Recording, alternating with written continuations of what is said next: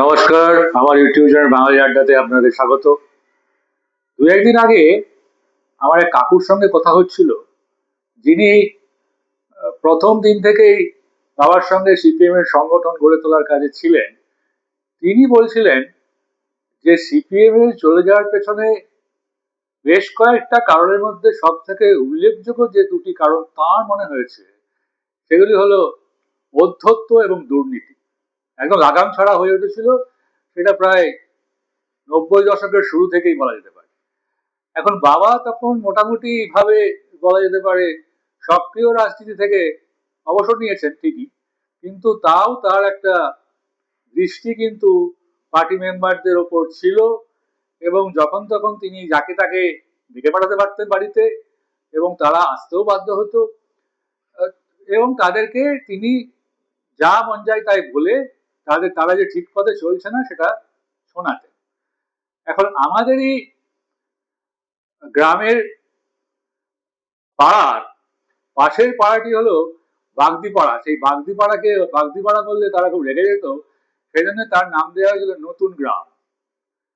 আর বাগদি পাড়া বা বাগদিদের সম্বন্ধে বাবার একটা প্রায়ই একটা ছড়া আকারে বলতেন যে বাগ বাগদি ঘোরের জাতি, পোষ মারে না আধেক রাতি। যদিও পোষ মারলো, তবুও শুয়ে শুয়ে কড়ি কাটবো না, এরকম একটা প্রবাদের কথা বা ছড়ার কথা বাবা বলতেন। এখন সেই বাগদিপাড়ার বা নতুন গ্রামের একজন কমরেড পঞ্চু কাকু, তিনি হঠাৎ করে এলসিএস হয়েছিলেন এবং বেশ সম্রা চমড়া হয়ে গেছিলেন। তার কথাবার্তা চাল চলন সবই পাল্টে গিয়েছিল এবং অধ্যত্বও কিছু দেখা গিয়েছিল। তা সেই পঞ্চু কাকুকে বাবা একদিন ডেকে পাঠান বাড়িতে। বলে, দেখো পঞ্চু, তুমি তো এরকম একটা পার্টি করছো যে পার্টি গরিবদের পার্টি, সেখানে তুমিও সেরকমই খুবই গরিব ছিলে, কিন্তু হঠাৎ করে দেখলাম যে তোমার কাঁচা বাড়ি, চাল, খড়ের চালওয়ালা বাড়ি, হঠাৎ করে টিন দিয়েছো, বেশ কিছু জমি জায়গা কিনেছো, জমি চাষ করছো, এলসিএস হয়েছো। হ্যাঁ, তোমার কথাবার্তা চাল চলন অনেক পাল্টে গেছে, আগের মতো আর নেই। তো এটার কারণটা কি? প্রচুর ঘুষ টুস খাচ্ছ? একদম সরাসরি। তো তিনি বলেন যে না মাস্টারমশাই, না মানে হ্যাঁ, না মানে হ্যাঁ করতে করতে বলছে, আরে ঠিক আছে, তুমি ঘুষ খাচ্ছ তো বোঝাই যাচ্ছে, তবে তুমি যেটা খাচ্ছ সেটা হচ্ছে খুচরো পয়সাতে ঘুষ খাচ্ছ। এমন অনেক নেতা আছে যাকে তুমিও চেনো আমিও চিনি, তারা নোটেতে ঘুষ খায়, অর্থাৎ টাকাতে ঘুষ খায়, অর্থাৎ প্রচুর টাকা তারা ঘুষ খায়। এরকমই একজন নেতা আমাদের পাড়াতেই ছিলেন।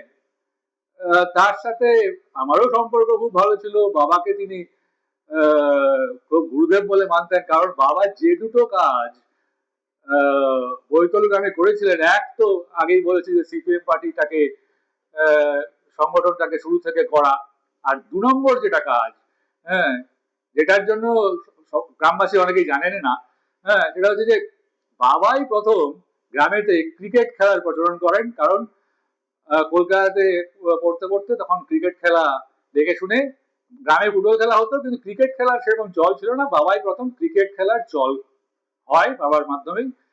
এবং এই ভদ্রলোক যার কথা আমি বলছি, আমারই দাদা স্থানীয়, তিনি বেশ ভালো ক্রিকেটের ক্যাপ্টেন হয়েছিলেন। হ্যাঁ, খেলাধুলায় খুব ভালো ছিলেন, ক্রিকেট ফুটবল দুটো দলেরই বৈতলের উত্তরবার ফ্রেন্ডস ইউনিয়নের ক্যাপ্টেন হয়েছিলেন, এবং সেই ক্যাপ্টেন হিসাবে তাকে আমি আমার যোগ্য সম্মান দিই। কিন্তু আরো যে দিকগুলো আছে সেগুলো সম্বন্ধে আমার কিছু বলার আছে। সেটা হচ্ছে যে এরকম একটা সময় যখন ধরা যাক যে আমার মেজ দাদা, জাঠতুতো দাদা, মেজ দাদার বিয়ে হচ্ছে, গ্রামের যেরকম করে রান্না বান্না হয়, ক্যাটারিং ব্যবস্থা তো তখন তো গ্রামে চালুই হয়নি, অনেক লোকজন রান্না বান্নার কাছে বসে আছি, ওই ভদ্রলোকও বসে আছেন। তিনি বললেন যে গুরুদেব গুরুদেব, কাকু আমার কাছে গুরুদেব।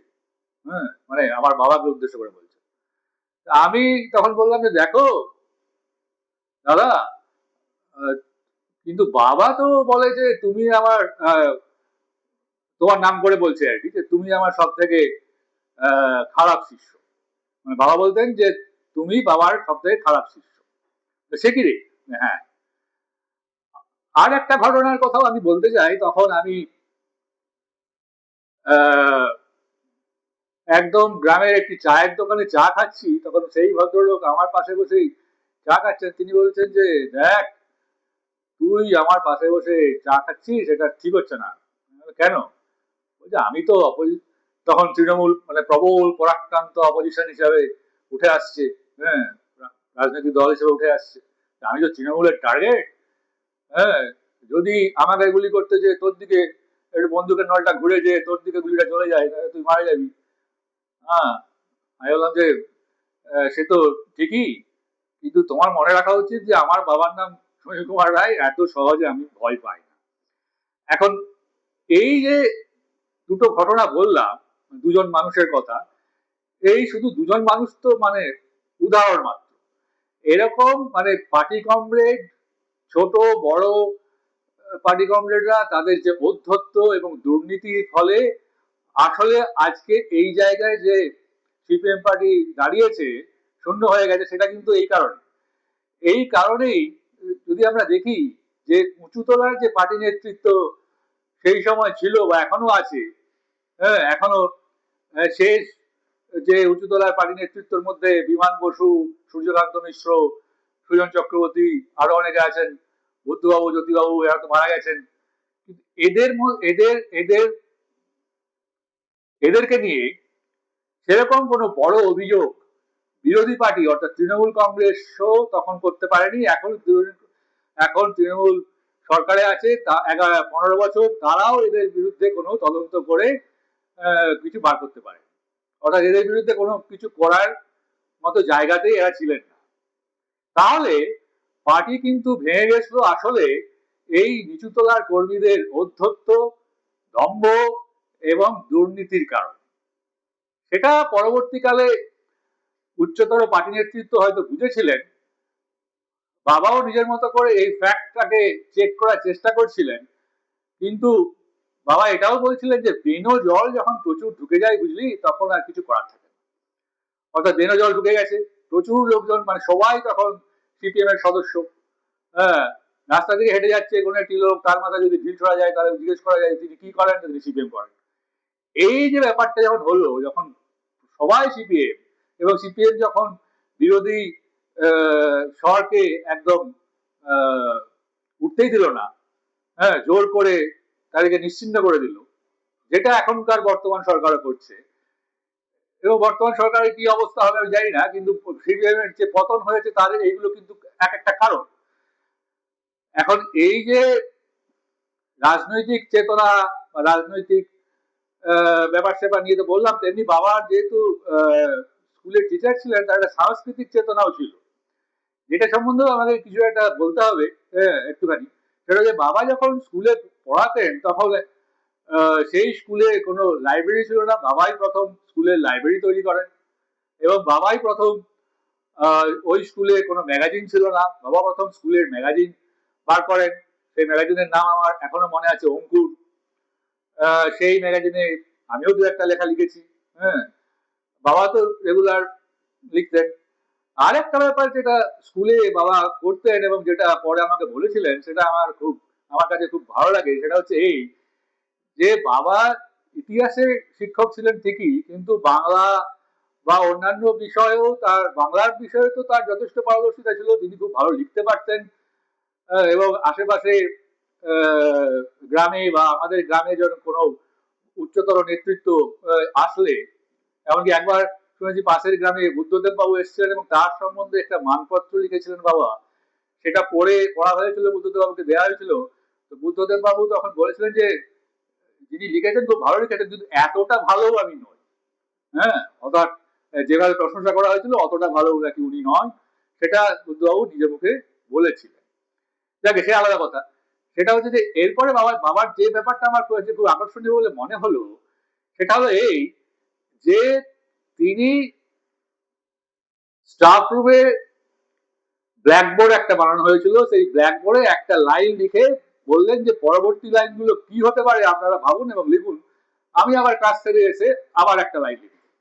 এইভাবে একটা পুরো কবিতা তৈরি হয়ে যাচ্ছে, যেটা আমি অনেক পরে যখন বিশ্ববিদ্যালয়ে পড়ছি, তখন আমি একটা জিনিস শুনেছিলাম যে চিত্রনাট্যের কর্মশালা গ্যাব্রিয়েলা গার্সিয়া মার্কেস আর্জেন্টিনাতে চালাচ্ছেন, সেখানে তিনি এই পদ্ধতিতেই কাজ করতেন যে চিত্রনাট্যের একটা দুটো লাইন একজন বললো, তারপরে আরো দুটো লাইন আরেকজন বললো, এইভাবে পুরো চিত্রনাট্যটা তৈরি হলো। অর্থাৎ সেটা বাবা গ্যাব্রিয়েলা গার্সিয়া মার্কেসের কথা জানতেন কিনা আমি জানি না, হ্যাঁ, কিন্তু আমার মনে হলো যে এইভাবেও যে কবিতা লেখা যায় অনেকজন মিলে সমবায় পদ্ধতিতে, সেটা উনি চালু করেছেন। এইভাবেই বলা যেতে পারে যে রাজনৈতিক ভাবে বা সাংস্কৃতিক ভাবে কিছু ভালো ভালো কাজ, কিছু বলা যেতে পারে দুর্নীতির সঙ্গে আপোষ না করা, যারা দুর্নীতি করছে তাদেরকে চিহ্নিত করা এবং তাদেরকে বলা যেগুলো যাতে না করে, সেগুলো বাবা ক্রমাগত করে যাচ্ছিলেন। কিন্তু গভীর গোলবান নয়, হ্যাঁ, কারণ যখন যা হবার সেটা হবেই, এবং তাই হয়েছিল। 2011 সালে বামফ্রন্টের পতন হয়েছিল এবং সেটার জন্য যে এই ঔদ্ধত্য এবং দুর্নীতি, নিচুর তলার কর্মীদের দুর্নীতি প্রবলভাবে দায়ী, সেটা এখন আর কারো অজানা নেই। এখন আমার এই ভিডিওটি যদি আপনাদের ভালো লেগে থাকে তাহলে আপনারা আমার এই চ্যানেলটিকে সাবস্ক্রাইব করবেন, কমেন্ট ও শেয়ারও করতে পারেন।